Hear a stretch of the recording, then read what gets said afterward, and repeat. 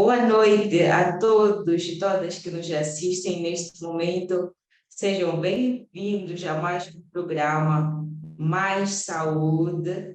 Cá estamos nós, vamos trazer um tema de saúde que com certeza é muito interessante para todos nós. É um assunto muito preocupante, por isso mesmo nós vamos aqui abordar mesmo. Como todos bem sabemos, estamos no mês de Outubro Rosa, então há temas específicos desta do Outubro Rosa que nós vamos aqui trazer. Na semana passada nós falamos do cancro de mama. Para quem esteve atento, com certeza aprendeu muito sobre o cancro de mama e hoje nós vamos falar do cancro do colo do útero. Fiquem ligados, fiquem atentos, porque esse assunto é muito preocupante, principalmente nos dias de hoje, em que as estatísticas tendem a subir e muitas mulheres têm sofrido deste mal. Estaremos aqui juntos para falar do cancro do colo do útero. Por isso mesmo, temos aqui uma convidada super especial, a doutora Selma, mais uma vez disponibilizou um pouco do seu tempo para ajudar-nos aqui a falar um pouco desse tema e a trazer conhecimentos que com certeza serão muito úteis para mim e para você que está assistindo o programa neste momento. Coloque um like, compartilhe, deixe seu comentário, deixe a sua questão e acompanhe o programa até o finalzinho, porque o programa vai trazer aqui assuntos muito importantes sobre o colo ou sobre o cancro do colo do útero. Neste momento, eu vou pedir para que a doutora Selma se apresente. Acredito que vocês já a conhecem, mas ela pode apresentar-se mais uma vez. Boa noite, doutora Selma. Boa noite, doutora Anícia, e muito obrigada mais uma vez pelo convite. Meu nome é Selma, sou enfermeira licenciada em saúde materna e convido a todos para participarem deste programa, do início até o fim, porque será um aprendizado que vai valer a pena, principalmente para as mulheres. E muito obrigada. Certo. Muito obrigada, doutora Selma, por estar aqui mais uma vez conosco. Acredito que todos vocês ouviram o convite da doutora Selma, por isso mesmo, fiquem ligadinhos ao nosso programa Mais Saúde. Doutora Selma, o que é colo uterino? Sim, então nós não poderemos começar a nossa apresentação indo direto para aquilo que é o cancro do colo do útero, sem primeiro falar deste colo do útero, o que ele é. Então, nós temos o útero, que tem uma forma, um formato de uma pera invertida. Então, queremos olhar no útero, pensemos numa pera invertida. Então, aquela parte mais afinada, mais afunilada, desculpa, é a parte que é o colo do útero. Então, ela visualiza-se quando nós fazemos um exame ginecológico, colocamos um espéculo, quando tu abres, é aquela parte que se chama boca, a população chama de boca do colo do útero. Então, aquilo que é o colo do útero é a principal, como é que posso dizer? É o órgão que fica exposto a várias infecções e que capta essas células malignas que depois se alastram para o próprio colo do útero, acabando causando essa patologia do cancro do útero que iremos falar já. Então, ele é um formato cilíndrico e o seu comprimento é de 3 a 4 centímetros. Isso depende de cada mulher. Então, neste caso, para a mulher que nunca teve parto normal, parto vaginal, é diferente do colo da mulher que já teve partos. Então, a idade também diferencia este formato e o tamanho. Então, o estado menstrual também altera este formato e o tamanho. Então, este colo difere de idade para idade e o estado menstrual. muita informação que nem eu sabia, não sabia dessa da diferença entre o colo do útero de uma mulher que teve o parto normal e o parto à cesariana. Acho que é um assunto que teremos que abordar com mais vagar, para que as pessoas saibam, só para não fugirmos do foco, que é o cancro do colo do útero, mas acho que seria muito interessante trazermos um pouco também sobre esse assunto, porque a minha em particular deixou-me um pouco curiosa, mas vamos deixar a minha curiosidade de lado por enquanto e vamos focar aqui no nosso tema. Então, quais seriam as causas do cancro do colo do útero ou a forma de transmissão do vírus que causa o cancro do colo do útero? Porque a doutora bem falou aí do local onde há essa sensibilidade os vírus aderirem e acabarem trazendo problemas a nível uterino. Então, qual seria a forma de transmissão desse vírus que causa o cancro do colo do útero? Muito bem, doutora Anícia. Então, existe um vírus que se chama HPV, é uma abreviatura HPV, é um vírus de papiloma vírus humano, e ele é adquirido através das relações sexuais desprotegidas, quer seja anal, vaginal ou oral. Ele não exclui a via de transmissão, desde o momento que haja o sexual. Então, através das relações sexuais, nós adquirimos esse papilomavírus humano, ele se instala, e olha aqui, doutora Anícia, ele nos dá muito tempo para agirmos, porque o indivíduo não adquire o papilomavírus humano hoje e desenvolve as lesões percursoras do cancro do colo do útero.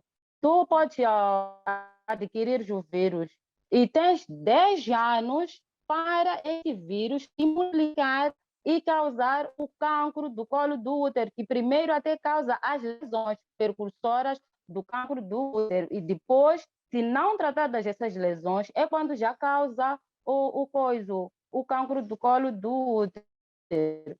Então, aí há que prevenir as relações sexuais também, ou salar, adiá-las para mais tarde, para prevenir esta transmissão, esta passagem do vírus para a mulher. Ok. Bom, essa explicação, acredito que é daí onde se explica o fato, desculpa a redundância, não achei o termo correto, mas pode ser aí onde nós achamos a explicação, por exemplo, da faixa etária na qual essa patologia é mais comum, certo? Claro, Ok. doutora, claro.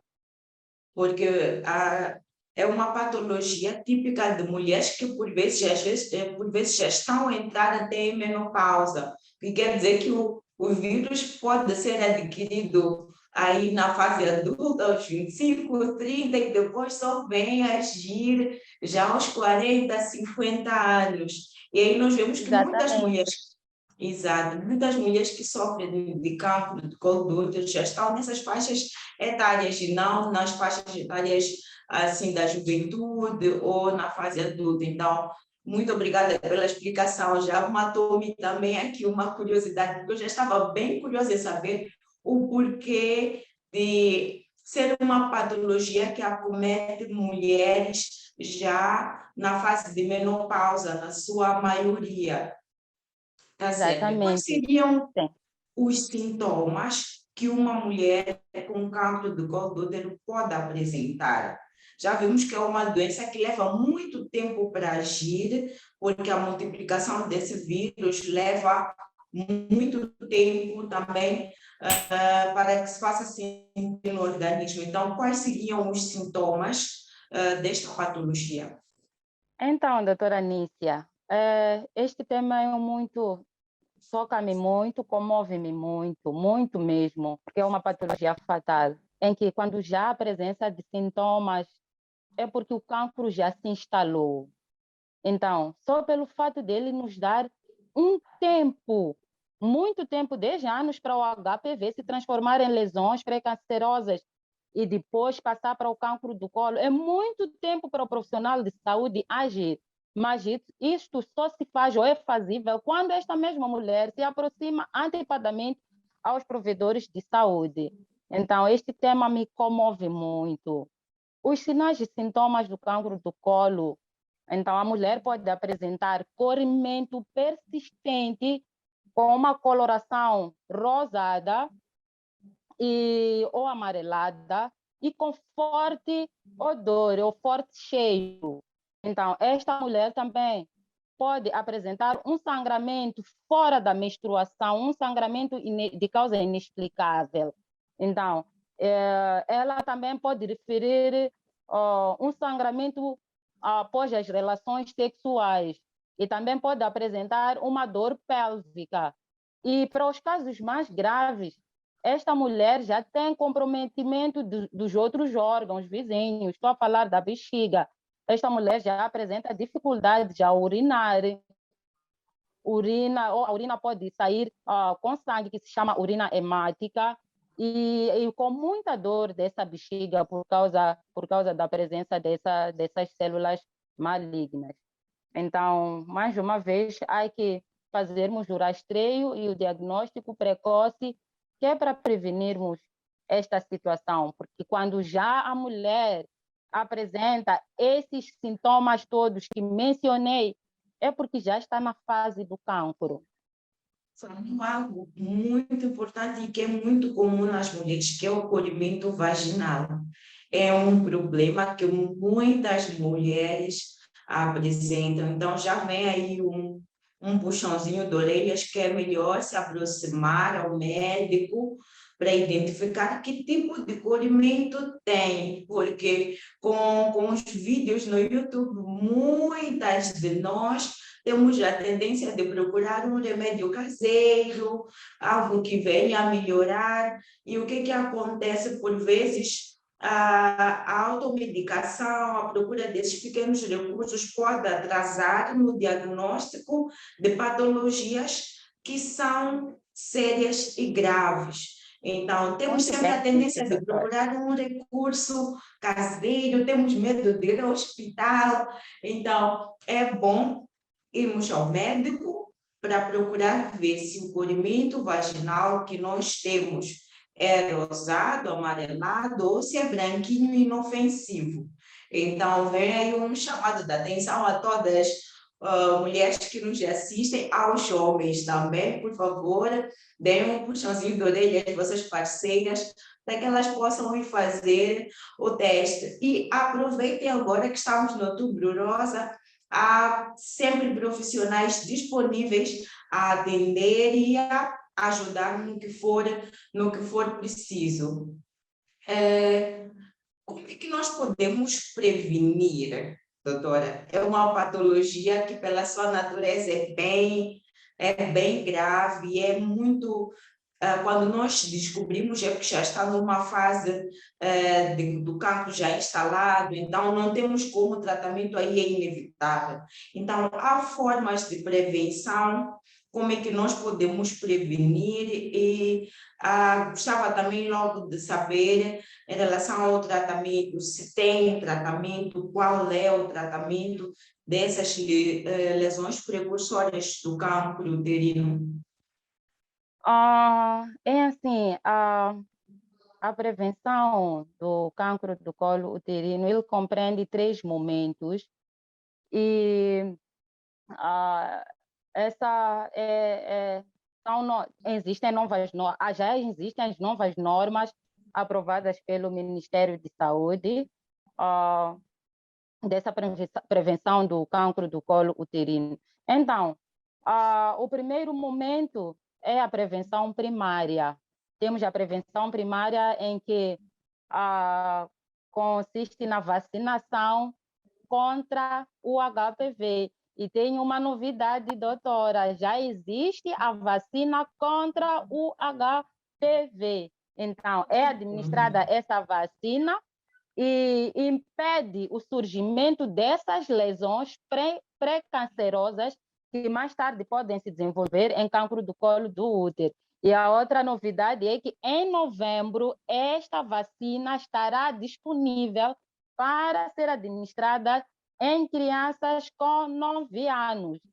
A OMS preconiza crianças dos 14 aos 9 anos, mas por causa dos nossos recursos e a nossa realidade no país, que já temos crianças com 14 anos que já começaram a atividade sexual, e esta vacina, para quem já está na atividade sexual ativa, ela é nula, ela é administrada somente a crianças que ainda não iniciaram a sua atividade sexual. Então, em Moçambique será administrada essa vacina em novembro. Fiquemos atentos, as nossas brigadas serão feitas na comunidade e nas escolas. E esta vacina também, mais tarde, brevemente, será incluída no programa das vacinações. Então, temos essa novidade também.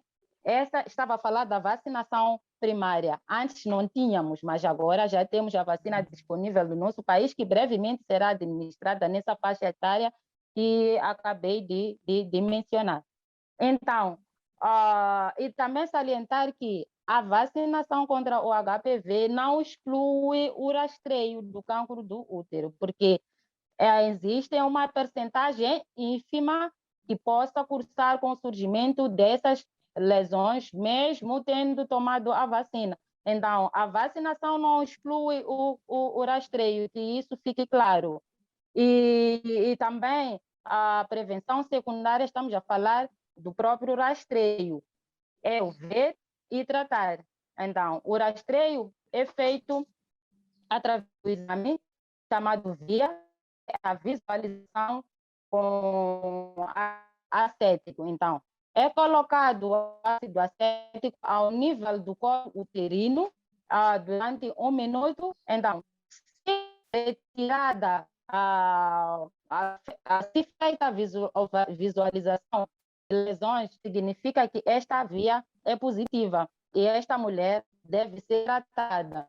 E o tratamento para essas lesões pré-cancerosas depende do grau que acomete este colo uterino, porque quando as lesões estão na fase inicial, nós chamamos, classificamos isso em percentagens.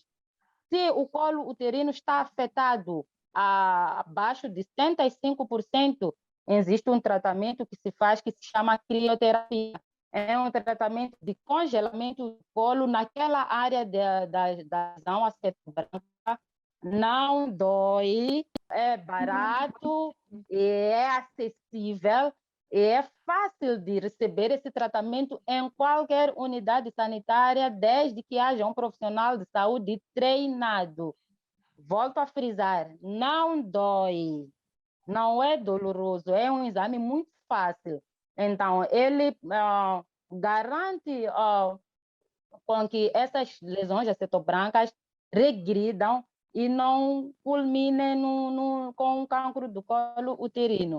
Então, para as lesões acima de 75%, também existe um tratamento que se faz, que é LIP, chama-se LIP.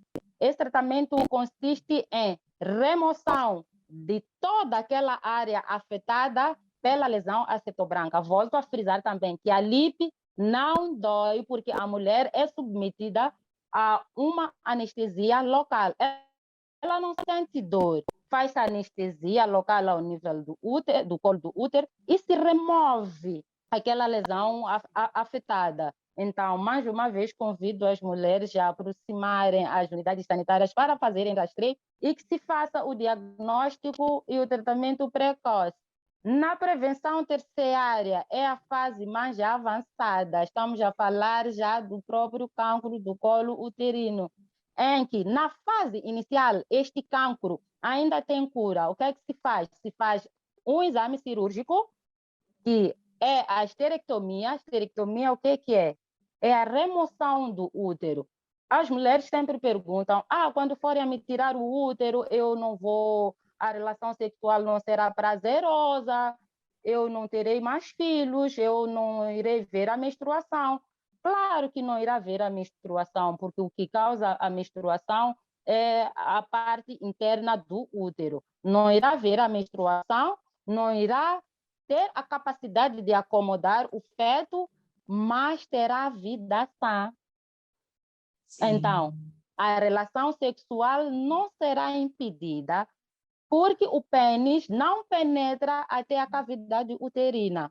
Então, a relação sexual será prazerosa sim, a mulher continua a lubrificar, porque o que cria a lubrificação não é o útero, mas são os hormônios que serão produzidos através dos ovários. Os ovários permanecem lá para darem aquele formato de beleza à mulher. Então, a única desvantagem é que não terá como gerar filhos e não verá a menstruação, mas terá uma vida saudável e livre do cancro do útero. Então, para a fase mais avançada, faz-se o tratamento com a quimioterapia e a radioterapia. Então, este tratamento vai aliviar a dor e tratar os sinais e sintomas que a paciente possa apresentar, mas o cancro reside lá. Então, mais uma vez, mulher, antes que chegue à fase avançada, antes vale aproximar a unidade sanitária e fazer o rastreio diagnóstico precoce para o tratamento dessas lesões pré-cancerosas, pois elas nos dão muito tempo para a ação. Mesmo já com as lesões pré-cancerosas, não é automática a passagem da lesão para o câncer do colo. Há tempo para a ação. Então, mais uma vez, convido-te, mulher, para aproximar a unidade sanitária mais próxima para fazer o rastreio. Doutora, voltando um pouco para o assunto do rastreio, tem algo que muitas mulheres temem ao fazer o rastreio, porque, na verdade, o exame é um pouco invasivo cá entre nós. Muitas Não, têm não. medo doutora, muitas têm medo do bico de pato. Muitas têm medo do bico do pato porque algumas dizem que sentem uma ligeira dor ao se inserir aí o bico do pato para poder se colher a amostra. Então, só há essa alternativa para o exame, para o rastreio, não há uma outra. Eu já fiz o rastreio e, infelizmente, só fiz uma vez, mas, graças a Deus, foi com uma profissional que me acalmou, deixou-me relaxada, porque quando vi o bico de pato, eu fiquei toda assustada. Mas ela disse, explicou-me como seria o exame, explicou que não seria doloroso, e eu não senti muito esse desconforto de que muitas reclamam, mas já ouvi muitas mulheres reclamando do bico de pato. Eu não sei, para além de fazer o rastreio por este meio, teria assim algum outro meio um pouquinho mais confortável? É assim, doutora Anícia, tudo parte pela preparação psicológica, não é? Então, não é entrou a paciente, levei a marquesa, estou a colocar o espéculo, estou a fazer o exame. Antes tenho que explicar a esta mulher o que é que será este exame. São mitos. Primeiro, o espéculo é lubrificar, existe gel para lubrificar aquele instrumento, de modo que no ato da introdução desse espéculo não cause dor a esta mulher e facilite a introdução deste instrumento. Mas o que acontece é que a mulher sai de casa já com medo deste famoso bico de pato, que não é um bicho de 7 cabeças, não dói, é lubrificado e ele vai escorregar na sua introdução e não causa nenhuma dor, mas sim causa um desconforto. Dor não causa. E ele se assemelha ao pênis. Desculpa, doutor, eu esqueci-me de dizer que iremos usar os termos com os seus próprios nomes, Os nomes. sim. Tem Então, que ser, doutora. senão os internautas podem dizer que ainda vem insultar. Não, em saúde não faz insulto. Não é insulto. Então, este espéculo à boca de pato, como dizem, tem um formato semelhante ao pênis, né? Que ele é bem feito e é lubrificado. ele cria um desconforto, claro, mas não é doloroso, não. E dizer que não existe outra forma de extensionar a vagina, o colo do útero, sem que se passe deste exame. Não existe ecografia para visualizar este colo ou para fazer este exame de via, sem que seja pela boca de pato mesmo, que é introduzido no canal vaginal para a observação deste colo uterino. Infelizmente, mas não dói, não dói. Certo. Então, ficou aí a explicação para todas que têm medo, porque ainda na sexta-feira estivemos a falar muito sobre o Outubro Rosa e eu ouvi muitas mulheres com medo de fazer esse exame. Mulheres até também adultas, mulheres que já passaram pela menopausa. E algo também curioso que eu fui ouvindo é que muitas delas, depois da menopausa, têm medo de ter relações sexuais. Acho que esse tema também devemos abordar futuramente, porque dizem que depois vem um inchaço na barriga, elas ficam gordas, um monte de mitos na sociedade em relação à menopausa, que também é importante falarmos. Mas voltando aqui ao Outubro Rosa.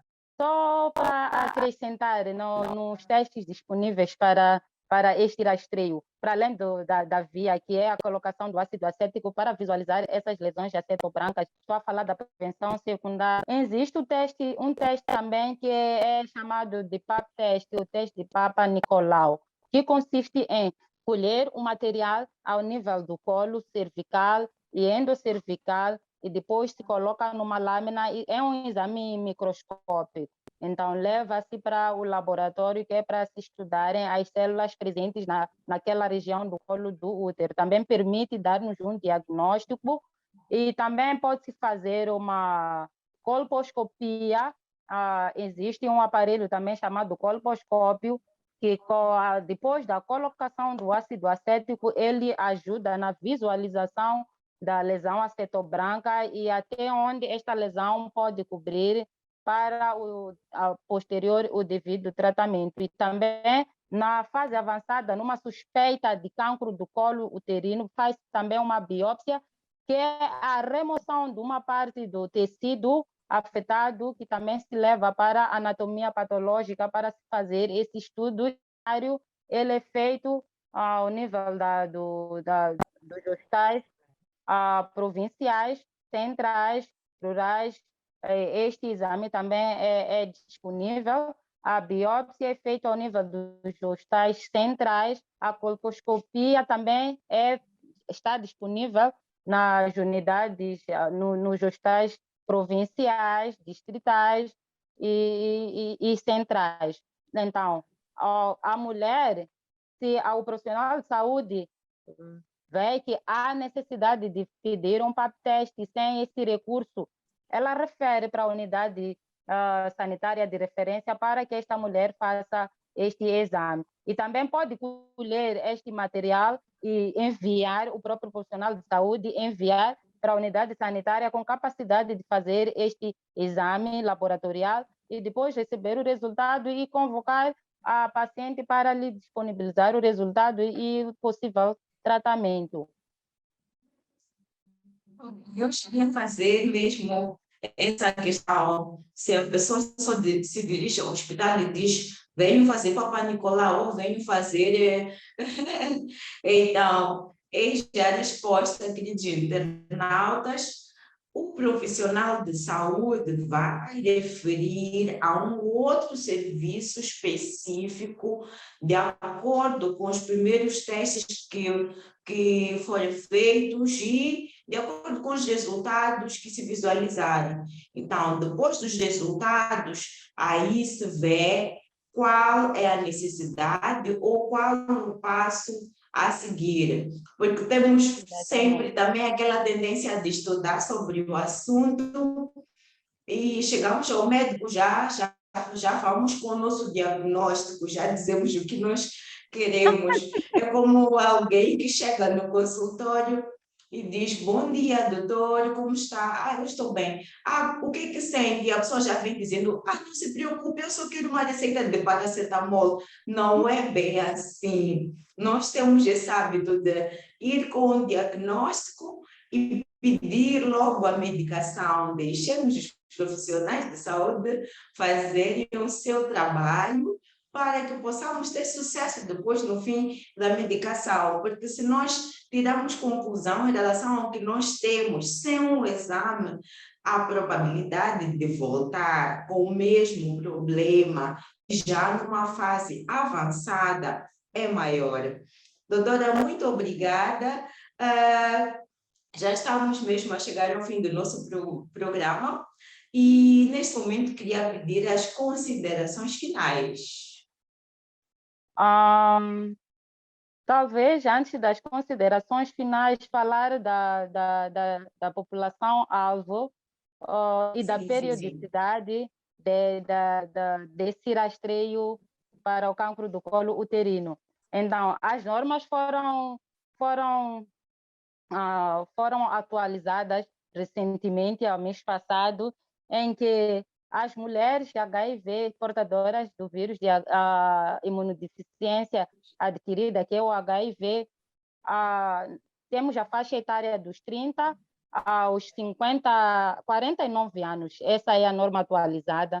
Então, essas mulheres são o alvo para este rastreio. E também para as mulheres para as mulheres que nunca foram rastreadas com uma idade já avançada dos 54 anos, essas mulheres também são priorizadas para fazerem esse rastreio. E há uma ligeira diferença para a mulher portadora do HIV e não portadora. As portadoras são priorizadas por causa da sua imunidade que já é comprometida. É Então, já baixa. existe lá o HPV. Então, há necessidade de controlar com um período reduzido, comparando com as mulheres não portadoras do HIV, que é para inibirmos ou tratarmos essas lesões antecipadamente. Enquanto que para as mulheres HIV, rastreamos de 5 ou 10 anos, a cada 5 anos ou 10 anos, alastrando-se para 10 anos. A portadora do HIV, não. Dentro de 3 anos tem que se fazer este rastreio. E também a faixa etária, ao invés de serem 30 ditos no HIV negativo, para esta mulher HIV positiva, já reduzimos um pouco mais para os 25 a 49 anos. Então, temos que ver também essa ligeira diferença. O HIV, ele, por si só, já cria uma imunidade, a mulher já tem uma imunidade comprometida. Então, há necessidade de controlar esta mulher com um período reduzido para que ela não possa desencadear um cancro do colo uterino. E falando de considerações finais, como dizia a doutora Anícia, eu apelo a toda mulher sexualmente ativa, que está com corrimento recorrente, já tratou com vários fármacos, não passa, há necessidade de fazer este rastreio, por mais que não esteja enquadrado nesta faixa etária priorizada para o rastreio.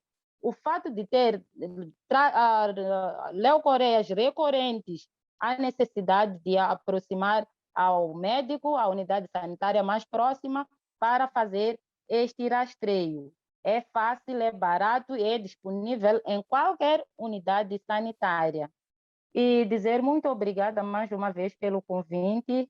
É um tema muito interessante que está a matar a necessidade de incutir esta informação à população de maneira a aproximar a unidade sanitária antecipadamente para podermos ajudar, pois estamos prontos para te ajudar, mulher. Obrigada.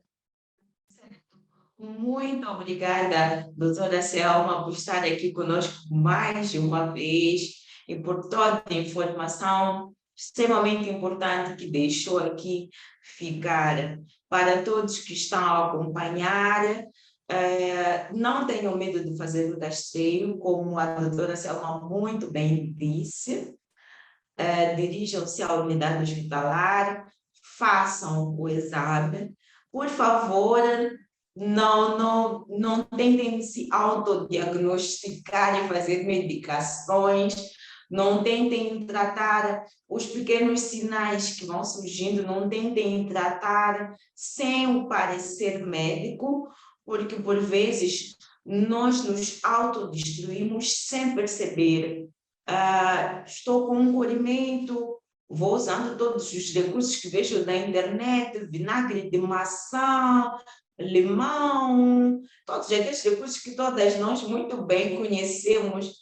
Fazemos um duche, podemos sim fazer, mas devemos só depois do parecer médico, porque nós não sabemos o que está por detrás desse pequeno sinal que apareceu e que nós pensamos que podemos tratar sozinhas e que é inofensivo. Nós pensamos que é inofensivo, vamos tentando com recursos caseiros e outros recursos farmacêuticos sem um parecer médico, e quando já descobrimos, infelizmente, a patologia já atingiu proporções bem grandes e já é muito mais difícil de tratar.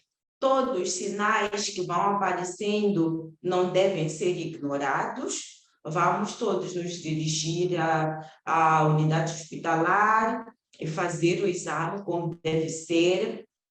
Não ignoremos essas campanhas todas que estão aqui sendo feitas. Por favor, mais vale prevenir do que remediar. Nós esperamos a coisa se agravar, para depois tentar procurar todos os recursos, tentar pagar suplementos. Por que não fazer o exame agora e tratar os pequenos sinais com ajuda médica e não tentar fazer as coisas só sozinhos? Digo sozinhos porque devemos incluir também os homens, porque muitos deles ouvem quando as mulheres dizem: eu estou com corrimento, estou com uma pequena dor no baixo ventre, e eles dizem: vai passar, não é nada. É só corrimento, não te preocupes, isto vai passar. Esse vai passar, por vezes, é tão prolongado que depois, quando nós vamos procurar saber o que está por detrás do vai passar, é tarde demais. Então, prestemos atenção nesse assunto que é muito importante, que afeta muitas mulheres e que é fatal. Não deixem de fazer o rastreio, não deixem de ler mais informações em relação ao assunto.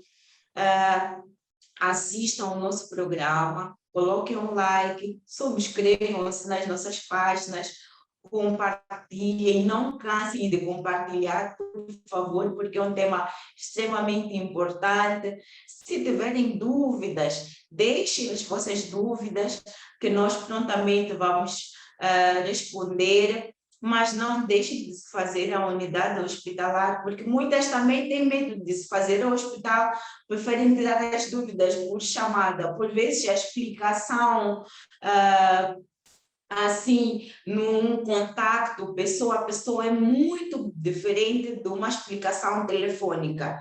Então, façam-se a unidade hospitalar, por favor, e vamos todos nos unir para lutar contra este mal que afeta muitas mulheres. Mais uma vez, muito obrigada, doutora Selma. Muito obrigada a todos que nos acompanharam até este momento. Continuem assistindo aí às programações da GM e até o próximo programa. Fiquem bem, boa noite.